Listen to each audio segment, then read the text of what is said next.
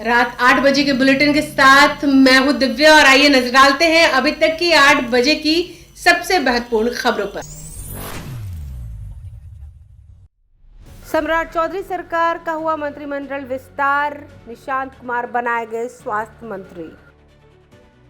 मंत्रिमंडल विस्तार कार्यक्रम को लेकर सुरक्षा के पुख्ता इंतजाम, पीएम मोदी के रोड शो में उमड़ी भीड़।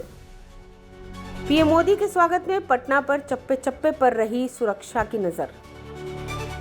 मंत्रिमंडल विस्तार पर तेजस्वी का वार और नए मंत्रियों ने कहा विभाग को ऊंचाइयों तक पहुंचाएंगे।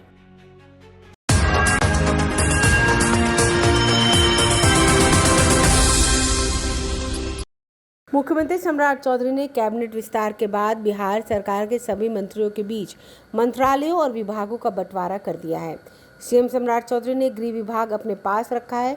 पूर्व सीएम नीतीश कुमार के बेटे निशांत कुमार को पहली बार मंत्री बनने के बाद स्वास्थ्य मंत्रालय मिला है। पिछली सरकार में डिप्टी सीएम रहे विजय कुमार सिन्हा का विभाग बदल दिया गया है। अब विजय सिन्हा कृषि मंत्रालय के मंत्री बनाए गए हैं। पिछली कैबिनेट में उनके पास राजस्व और भूमि सुधार विभाग की जिम्मेदारी थी। भाजपा के पूर्व प्रदेश अध्यक्ष दिलीप जायसवाल अब राजस्व भूमि सुधार मंत्री होंगे। वह पहले भी यह विभाग संभाल चुके हैं। सम्राट सरकार में जदयू कोटे से पहले डिप्टी सीएम विजय कुमार चौधरी के पास जल संसाधन और संसदीय कार्य विभाग की जिम्मेदारी रहेगी। दूसरे डिप्टी सीएम विजय प्रसाद यादव भी वित्त और वाणिज्य कर विभाग के मंत्री बने रहेंगे। हालांकि उससे ऊर्जा विभाग ले लिया गया है। पहली बार मंत्री बने बुलो मंडल को नया ऊर्जा मंत्री बनाया गया है।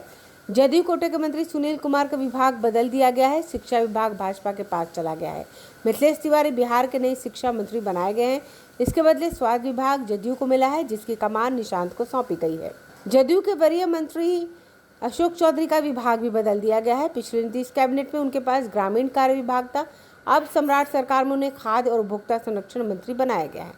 वहीं बिहार में निवेश लाने की जिम्मेदारी अब भाजपा की युवा महिला मंत्री श्रेयसी सिंह के कंधों पर है। श्रेयसी को बिहार का नया उद्योग मंत्री भी बनाया गया है। रामकृपाल यादव को सहकारिता, नीतीश मिश्रा को अर्बन डेवलपमेंट विभाग की जिम्मेदारी दी गई है। संजय सिंह टैंगर को उच्च शिक्षा का मंत्री भी बनाया गया है। श्रेयसी सिंह को उद्योग के साथ खेल विभाग, अशोक चौधरी को खाद्य उपभोक्ता संरक्षण, डॉक्टर दिलीप जायसवाल भूमि और राजस्व, लेसी सिंह को भवन निर्माण का विभाग मिला है। वहीं डॉक्टर प्रमोद कुमार को खान और भूतत्व का विभाग दिया गया। मोहम्मद जमा खान को अल्पसंख्यक कल्याण विभाग दिया गया है। श्रीमती शीला कुमारी को विज्ञान, प्रौद्योगिकी और तकनीकी शिक्षा का मंत्री बनाया गया है। रमा निषाद को पिछड़ा वर्ग और अति पिछड़ा वर्ग कल्याण विभाग दिया गया है। वहीं श्रीमती श्वेता गुप्ता को भी समाज कल्याण विभाग की जिम्मेदारी सौंपी गई है। ब्यूरो रिपोर्ट, आंखें न्यूज़ 24।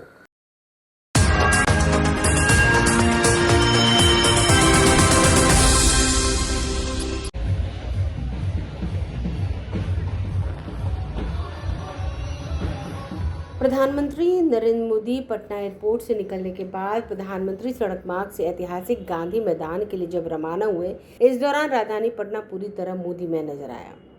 एयरपोर्ट से गांधी मैदान तक हज भवन, भाजपा कार्यालय, आयकर गोलंबर और डाक बंगला चौराहा समेत प्रमुख स्थानों और हजारों कार्यकर्ता प्रधानमंत्री के स्वागत के लिए मौजूद रहे। सड़क के दोनों ओर खड़े भाजपा कार्यकर्ताओं और समर्थकों ने फूलों की वर्षा कर प्रधानमंत्री का भव्य स्वागत किया। जगह जगह जय श्री राम, मोदी मोदी और पीएम मोदी जिंदाबाद के नारों से पूरा माहौल गूंज उठा। ढोल, नगाड़े और शंखनाद के बीच लोगों में जबरदस्त उत्साह देखने को मिला। कई कार्यकर्ता हाथों में पार्टी का झंडा और प्रधानमंत्री की तस्वीर लेकर उनका अभिवादन करते नजर आए।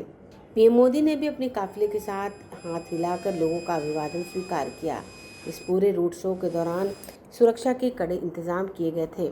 सड़क के दोनों ओर भारी संख्या में समर्थक मौजूद रहे और लगातार फूल बरसाते रहे। पटना के ऐतिहासिक गांधी मैदान में आयोजित मंत्रिमंडल शपथ ग्रहण समारोह को लेकर भी लोगों में खासा उत्साह देखा गया। पहली बार बिहार में भाजपा के नेतृत्व में मुख्यमंत्री बनने और नई सरकार के गठन को लेकर कार्यकर्ताओं में जश्न का माहौल है। प्रधानमंत्री नरेंद्र मोदी रोड शो के माध्यम से जनता का अभिवादन स्वीकार करते हुए गांधी मैदान पहुंचे, जहां मंत्रिमंडल विस्तार और शपथ ग्रहण समारोह का आयोजन किया गया था। ब्यूरो रिपोर्ट, आंखें न्यूज़ 24।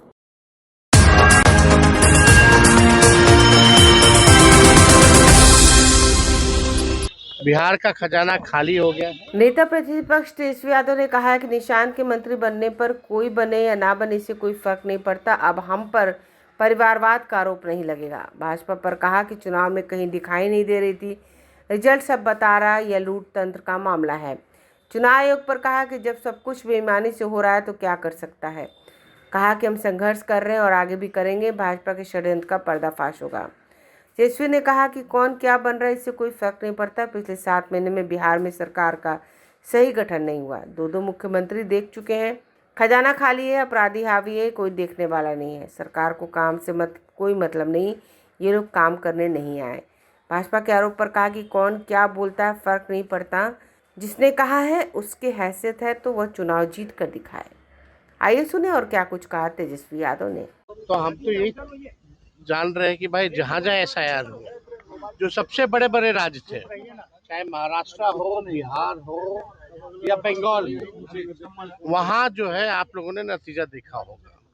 तो भारी जो तंत्र मंत्र और षड्यंत्र जो है लगाया गया, देर सवेर जो है इनके तंत्र मंत्र षड्यंत्र का भी जो है उजागर जल्दी होने वाला है। लेकिन बंगाल हो, ये हम लोगों को एहसास ही नहीं हो रहा था कि इस प्रकार का रिजल्ट आएगा।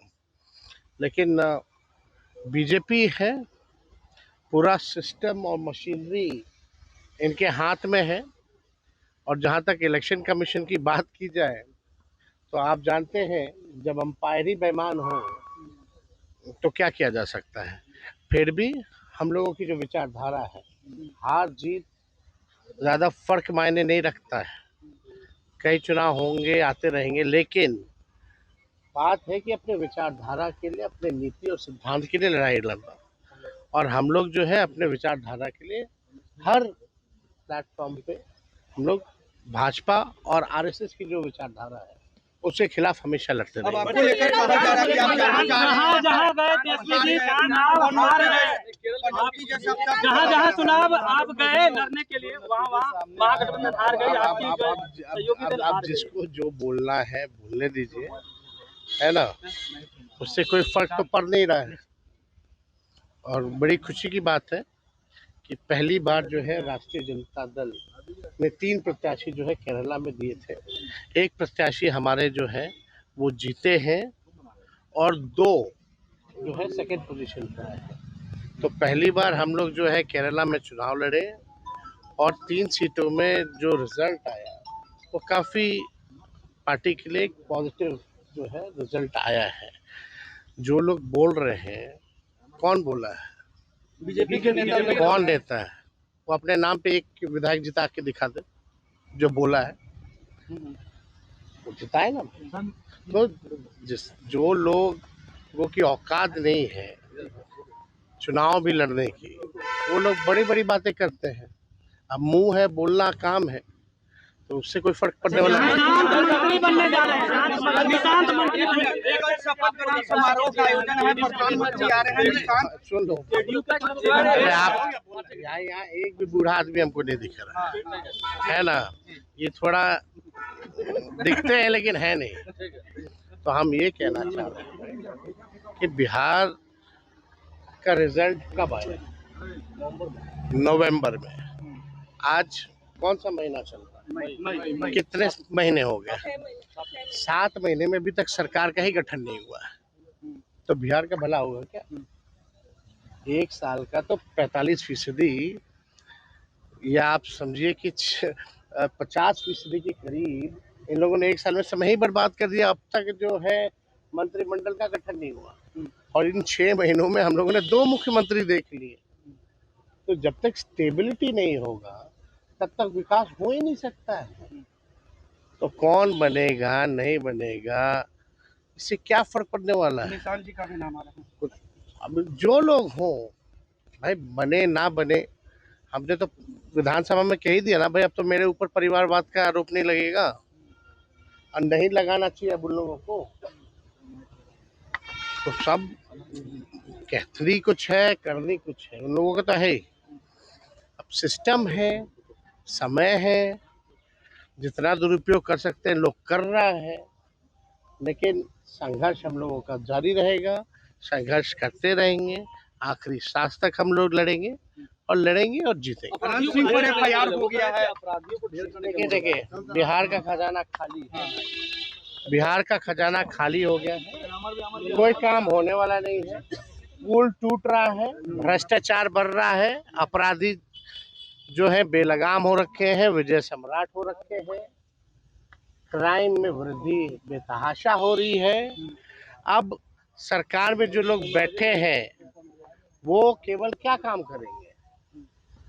वो जाति देख करके एनकाउंटर कराया जाएगा, फर्जी एनकाउंटर कराया जाएगा, लालू जी राबड़ी जी के आवास को खाली कराया जाएगा, आने वाले समय में हम लोगों को गाली दिया जाएगा, जो बीजेपी के कोर समर्थक है उसको खुश करने की कोशिश की जाएगी।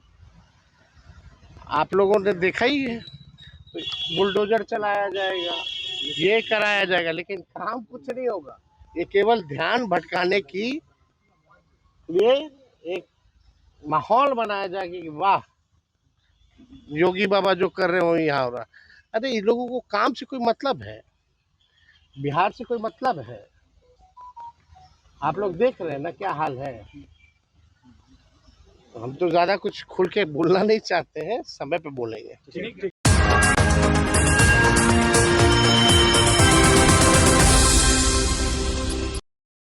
मंत्री पद की शपथ लेते ही मिथिलेश तिवारी एक्शन मोड में नजर आए।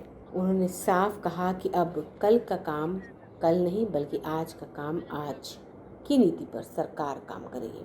जनता की समस्याओं को ऑन द स्पॉट समाधान किया जाएगा और किसी भी मामले को टाला नहीं जाएगा। मिथिलेश तिवारी ने कहा जनता और कार्यकर्ताओं के लिए उनका दरवाज़ा हर समय खुला रहेगा।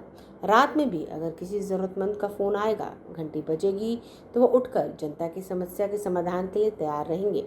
उन्होंने कहा सम्राट चौधरी की कैबिनेट में शामिल होने के बाद उनकी जिम्मेदारी और बढ़ गई है।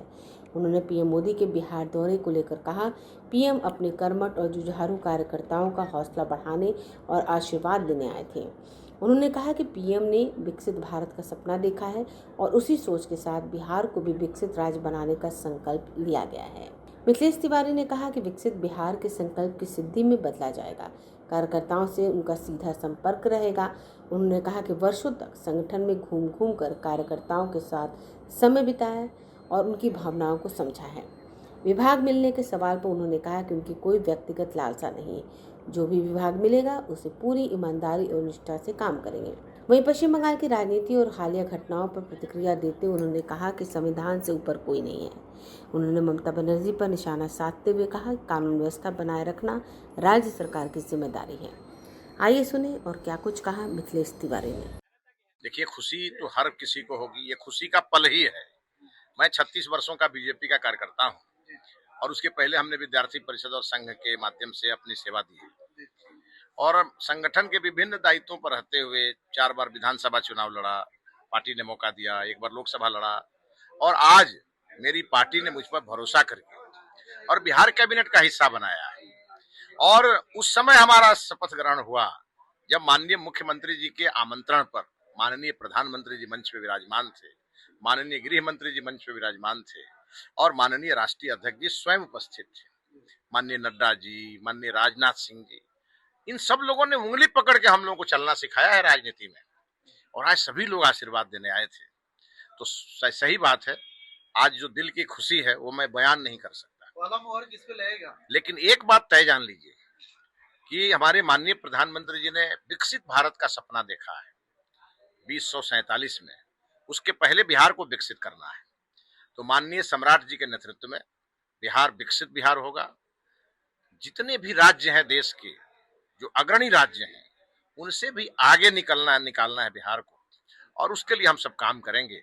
एक तरफ हमने शपथ ग्रहण में का हिस्सा हम बने और शपथ लिया, साथ में संकल्प भी लिया और विकसित बिहार का संकल्प लिया और इसको सिद्धि में बदलेंगे।